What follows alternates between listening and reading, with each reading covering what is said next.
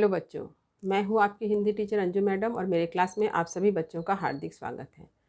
बच्चों, हम लोग हिंदी साहित्य का इतिहास को पढ़ रहे हैं। हिंदी साहित्य के इतिहास के प्रथम काल, आदिकाल या वीरगाथा काल में मूलतः 4 प्रकार की रचनाएं हुई है। पहला है वीरगाथा काव्य, दूसरा सिद्ध साहित्य, तीसरा नाथ साहित्य और चौथा जैन साहित्य। पिछले वीडियो में सिद्ध साहित्य, नाथ साहित्य और जैन साहित्य से संबंधित साहित्यकार और उनकी रचनाओं की चर्चा हो चुकी है और इस वीडियो का लिंक आपके डिस्क्रिप्शन बॉक्स में दे दिया गया है। जिन बच्चों ने अभी तक इस वीडियो को नहीं देखा है वे लिंक को क्लिक करके पूरे वीडियो को अच्छी तरह से देख सकते हैं। आज भाग 2 के अंतर्गत मैं वीरगाथा काव्य से संबंधित प्रश्नों के साथ साथ उत्तर को लेकर आपके समक्ष उपस्थित हूँ। तो बिना देर के आरंभ कर रही हूँ आज का विषय। भाग 2। प्रश्न, हिंदी साहित्य का प्रथम महाकवि तथा महाकाव्य का नाम लिखें। उत्तर है महाकवि चंद्रबरदाई और महाकाव्य है पृथ्वीराज रासो। प्रश्न, चंद्रबरदाई किस राजा के दरबारी कवि थे? उत्तर है पृथ्वीराज चौहान। प्रश्न, परमाल रासो का एक अन्य नाम प्रश्न, परमाल रासो को एक अन्य नाम से जाना जाता है, वह नाम लिखें। उत्तर है आल्हखंड। प्रश्न, पृथ्वीराज रासो को पूरा करने का कार्य किसने किया और यह किस उक्ति से प्रमाणित है? उत्तर है चंद्रबरदाई के पुत्र जलहन ने पृथ्वीराज रासो महाकाव्य को पूर्ण किया। उक्ति जो है वह है, पुस्तक जलहन हाथ दे चली गज्जन नृप काज।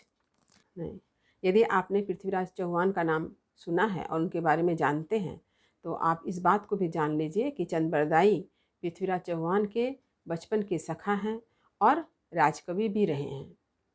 पृथ्वीराज चौहान और चंद्रबरदाई का जन्म एक ही दिन हुआ था।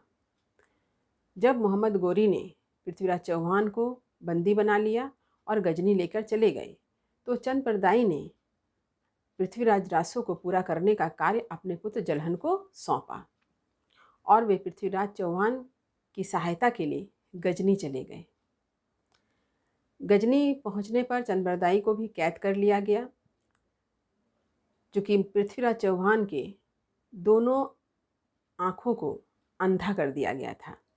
इसलिए चंद्रबरदाई ने पृथ्वीराज चौहान को शब्दभेदी बाण चलाना सिखाया और यह घोषणा करवा दी कि पृथ्वीराज चौहान शब्दभेदी चलाने में माहिर हैं। और एक बड़े से मैदान में कार्यक्रम प्रस्तुत किया गया कि पृथ्वीराज चौहान जो है शब्दभेदी बाण चलाकर सबको दिखलाएंगे। तो मोहम्मद गोरी के आदेश पर पृथ्वीराज चौहान ने मोहम्मद गोरी की आवाज़ को सुनकर उन्हीं पर बाण चला दिया और इसके बाद चंद्रबरदाई और पृथ्वीराज चौहान ने भी एक दूसरे को तीर से घायल किया और मृत्यु को प्राप्त किया। तो इस प्रकार चंद्रबरदाई और पृथ्वीराज चौहान की मृत्यु भी एक ही दिन हुई। यह एक कथा है जिसका मैंने अभी उल्लेख किया। तो जब चंद्रबरदाई जा रहे थे गजनी तो उसने अपने महाकाव्य पूरा करने का दायित्व अपने पुत्र जलहन को सौंप दिया था। प्रश्न, पृथ्वीराज चौहान तथा चंद्रबरदाई में क्या समानता थी? उत्तर है दोनों का जन्म दिवस और मृत्यु तिथि एक है। प्रश्न देखिए, आदिकाल में सर्वप्रथम किसने खड़ी बोली को काव्य भाषा बनाया? उत्तर है अमीर खुसरो। प्रश्न, अमीर खुसरो का वास्तविक नाम लिखें। उत्तर है अब्दुल हसन। प्रश्न, अमीर खुसरो किनके शिष्य थे? उत्तर होगा निजामुद्दीन औलिया।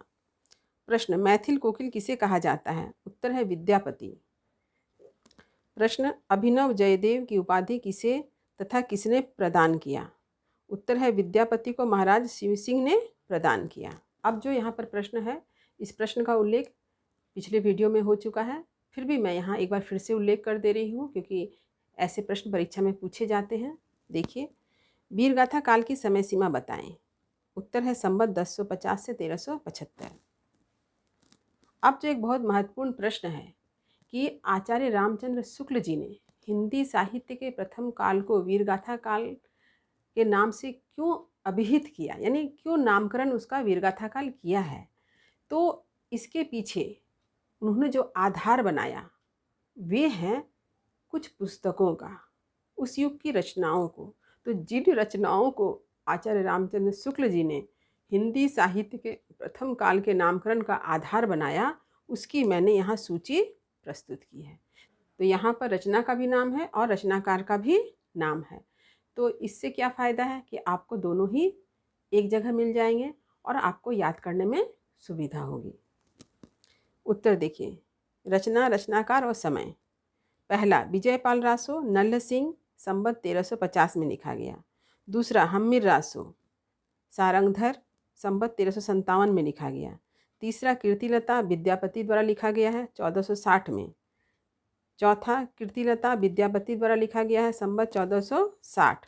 तो ये जो 4 पुस्तक है, ये चारों पुस्तक है अपभ्रंश भाषा में। इसे आप याद रखिएगा, ये चारों पुस्तक किस भाषा में है? अपभ्रंश भाषा में है। अब देखिए, देसी भाषा काव्य के 8 पुस्तकों का नाम निम्न है। पहला है खुमान रासो, इसके कवि जो है दलपति विजय, संवत 1180 से 1205 के बीच लिखा गया। दूसरा, बीसल देव रासो, नरपति नाल्ह, संवत 1292 में लिखा गया। तीसरा है पृथ्वीराज रासो, चंद्रबरदाई द्वारा लिखा गया है, संवत 1225 से 1249। चौथा है जयचंद प्रकाश भट्ट केदार के द्वारा लिखा गया है, संवत 1225 में। पांचवा है जयमयंक जसचंद्रिका मधुर कवि द्वारा लिखा गया है 1240 में। छठा, परमाल रासो जगनिक के द्वारा लिखा गया, संवत 1230 में। सातवां है खुसरो की पहेलियाँ अमीर खुसरो द्वारा लिखा गया 1230 में। आठवां है विद्यापति पदावली, विद्यापति द्वारा लिखा गया है, संवत 1460 में। तो ये सभी की जो समय सीमा जब आप लिखेंगे तो संवत शब्द का उल्लेख अवश्य करेंगे। तो आज के वीडियो में बस इतना ही। अगले वीडियो में मैं भक्ति काल के कुछ प्रमुख कवि और उसके रचना के नाम को लेकर के आपके समक्ष उपस्थित रहूँगी। तो वीडियो को लाइक करें, सभी पढ़ने वाले विद्यार्थियों में इसे शेयर तो अवश्य करें। जो बच्चे चैनल पर नए हैं वो चैनल को सब्सक्राइब करना ना भूलें, ताकि हर नए वीडियो का नोटिफिकेशन उन्हें समय समय पर मिल सके। तब तक पढ़ते रहिए, जीवन में आगे बढ़ते रहिए। मेरी शुभकामनाएं आप सभी बच्चों के साथ है। धन्यवाद।